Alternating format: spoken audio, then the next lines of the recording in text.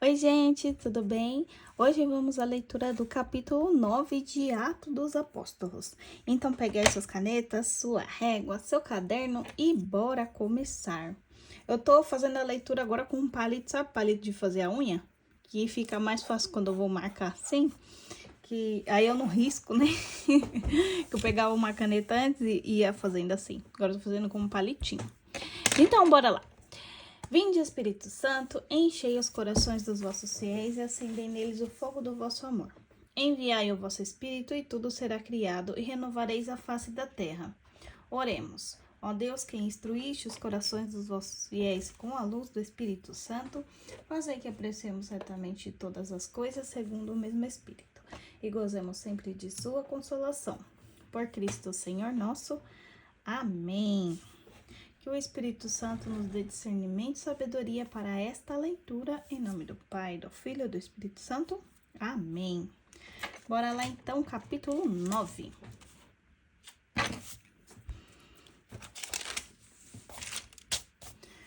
Enquanto isso, Saulo só respirava ameaças e morte contra os discípulos do Senhor. Apresentou-se ao príncipe dos sacerdotes e pediu-lhes cartas para as sinagogas de Damasco, com o fim de levar presos a Jerusalém todos os homens e mulheres que achasse seguindo essa doutrina. Durante a viagem, estando já perto de Damasco, subitamente o cercou uma luz resplandecente vinda do céu. Caindo por terra, ouviu uma voz que lhe dizia: Saulo, Saulo, por que me persegues? Saulo disse: Quem é, Senhor? Respondeu ele: Eu sou Jesus, a quem tu persegues. Duro te é recalcitrar contra o aguilhão. Então, trêmulo e atônito, disse ele: Senhor, que queres que eu faça? Respondeu-lhe o Senhor: Levanta-te, entra na cidade. Aí te será dito o que deves fazer. Aqui temos uma ordem, né? Levanta, bora, bora. Aí te será dito o que deves fazer. Os homens que o acompanhavam enchiam-se de espanto, pois ouviam perfeitamente a voz, mas não viam ninguém. Saulo levantou-se do chão. Abrindo, porém, os olhos, não via nada.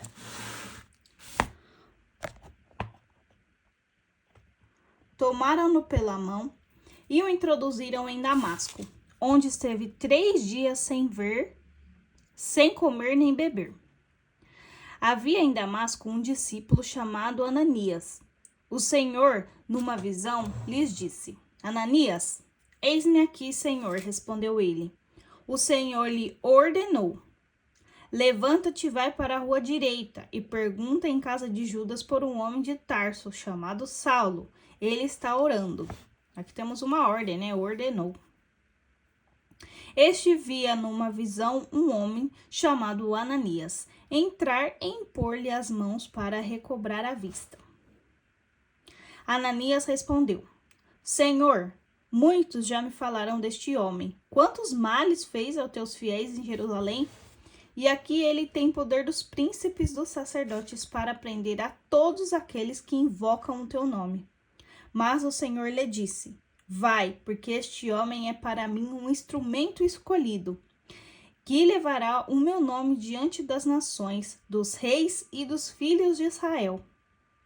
Eu lhe mostrarei tudo o que terá de padecer em meu nome. Aqui temos uma promessa, né? Ele vai ser o Saulo, né? Que é Paulo, vai ser instrumento escolhido. Então, Deus escolhe quem ele quer, quando ele quer, na hora que ele quer, não é mesmo? E Deus, aquela famosa frase que Deus não escolhe os capacitados, ele capacita os escolhidos. Então, aqui Deus escolheu Saulo. E aí, ele vai capacitá-lo, né? Então, vamos lá. Ananias foi, entrou na casa, impondo-lhe as mãos, disse: Saulo, meu irmão, o Senhor, esse Jesus que te apareceu no caminho, enviou-me para que recobres a vista e fiques cheio do Espírito Santo. No mesmo instante, caíram dos olhos de Saulo umas como que escamas e recuperou a vista. Levantou-se e foi batizado. Depois tomou alimento e sentiu-se fortalecido. Demorou-se alguns dias com os discípulos que se achavam em Damasco. Imediatamente começou a proclamar pelas sinagogas que Jesus é Filho de Deus. Aqui temos um princípio eterno. Jesus é Filho de Deus.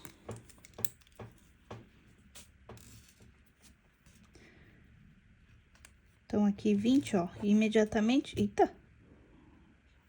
Começou a proclamar pelas sinagogas que Jesus é Filho de Deus. Todos os seus ouvintes passavam e diziam: este não é aquele que perseguia em Jerusalém os que invocavam o nome de Jesus? Não veio cá só para levá-los presos aos sumos sacerdotes? Saulo, porém, sentia crescer o seu poder e confundia os judeus de Damasco, demonstrando que Jesus é o Cristo. Decorridos alguns dias, os judeus deliberaram em conselho matá-lo. Essas intenções chegaram ao conhecimento de Saulo. Guardavam eles as portas de dia e de noite para matá-lo. Mas os discípulos, tomando-o de noite, fizeram-no descer pela muralha dentro de um cesto. Escondidinho ali, desceu dentro de um cesto. Imagina a cena. Chegando a Jerusalém, tentava juntar-se aos discípulos, mas todos o temiam, não querendo crer que se tivesse tornado discípulo. Então, Barnabé, levando-o consigo, apresentou-o aos apóstolos e contou como Saulo vira o Senhor no caminho, e que lhe havia falado, e como em Damasco pregara com desassombro o nome de Jesus. Daí por diante permaneceu com eles, saindo e entrando em Jerusalém, e pregando destemidamente o nome do Senhor. Nós devemos fazer isso aqui, hein, gente? Pregar destemidamente o nome do Senhor. Vamos pegar esse versículo como ação? Eu vou pregar destemidamente o nome do Senhor, que eu vou marcar depois de amarelo. É uma bela de uma ação, né? Que a gente vai fazer. Falava também e discutia com os helenistas, mas estes procuravam matá-lo. Os irmãos, informados disso, acompanharam-no até Cesareia e dali o fizeram partir para Tarso. A igreja gozava então de paz por toda a Judeia, Galiléia e Samaria. Estabelecia-se ela caminhando no temor do Senhor, e a assistência do Espírito Santo a fazia crescer em número. Pedro, que caminhava por toda a parte de cidade em cidade, desceu também aos fiéis que habitavam em Lida. Ali achou um homem chamado Enéas, que havia 8 anos jazia paralítico num leito. Disse-lhe Pedro: Enéas, Jesus Cristo te cura, levanta-te e faze tua cama. Aí tem uma ordem, né? Levanta-te e faze tua cama. E levantou-se imediatamente. Viram-no todos os que habitavam em Lida e em Sarona, e converteram-se ao Senhor.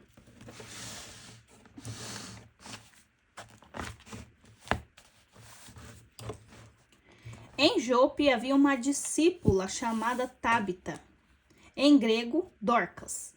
Esta era rica em boas obras e esmolas que dava. Aconteceu que adoecera naqueles dias e veio a falecer. Depois de a terem lavado, levaram-na para o quarto de cima. Ora, como Lida fica perto de Jope, os discípulos, ouvindo dizer que Pedro aí se encontrava, enviaram-lhe 2 homens, rogando-lhe: não te demores em vir ter conosco. Aqui temos uma ordem também, né? Não te demores em vir ter conosco.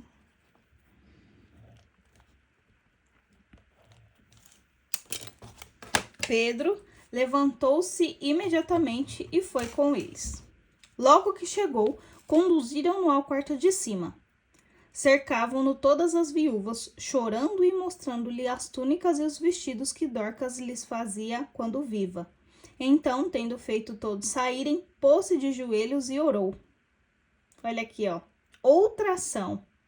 Falar de Jesus, né? destemidamente, pôs-se de joelho e orou. Então, devemos nos colocar de joelhos e orar, né? Tá vendo que quando a gente lê, a gente tá lendo e vai pegando mensagens e ações concretas que a gente pode fazer. Isso aqui é uma ação concreta.